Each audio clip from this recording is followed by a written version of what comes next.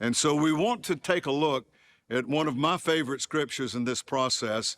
If we're going to talk today about being delivered from hard places, you've got to go to James chapter 1, beginning with verse 2, of course. My brethren, count it all joy when you fall into divers temptations, knowing this, that the trying of your faith worketh patience, but let patience have her perfect work, that you may be perfect and entire, wanting nothing. Now go back to verse 2. This really describes most of our challenge in a nutshell. This is where the war is fought. It is fought from the moment you fall into what we see referred to here as divers temptations. The word for temptation here, the Greek word, is parosmos, and it means simply a putting to proof by the experience. It says good or evil in Strong's, but we're talking about adversity. This is not something good that's happening. This is adversity. Of course, you know, it's going to be put into proof the goodness of God when His Word comes to pass in your life. But this is the enemy. He's the tempter. He is the one that is behind your temptations. If you've ever wondered about that, then just look at verse 13 of James 1. The word says, don't even say that God is behind your adversity. He doesn't tempt, He can't be tempted, He doesn't tempt any man. He's not the one that's doing that.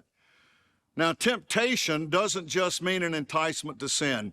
It is a putting to proof by the experience of adversity. This is your warfare right now. When you fall into divers difficulties and hard places, and you know, the word for adversity means all of that: burden, anguish, hardship, persecution, tribulation. The list goes on. When these things happen to you, how in the world can the Lord say, count it all joy when these things happen? But yet that's the source of strength that's going to carry you through this challenge. I mean, you don't realize the difference that joy makes when you're in a place where you can actually rejoice and something difficult is going on.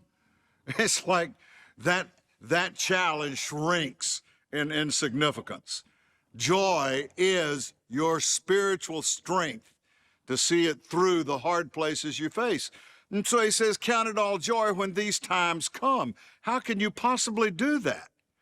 How can you get excited about something catastrophic occurring or tragic or just plain hard?